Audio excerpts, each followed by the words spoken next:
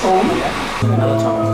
So Nature Boy is a bit of an interesting story as well. Many of these old songs probably do have interesting songs. It was written by a guy called Ian Arbis, and he was, he's been described as a proto-hippie, actually. He was a bit like Oscar, so I might dedicate this one to Oscar, because I think Oscar might be a bit of a nature boy. Anyway, this Ian Arbis, he turned up at the Nat King Cole concert one night in 1948, I think it was. And he tried to get to Nat King Cole and give him this song, but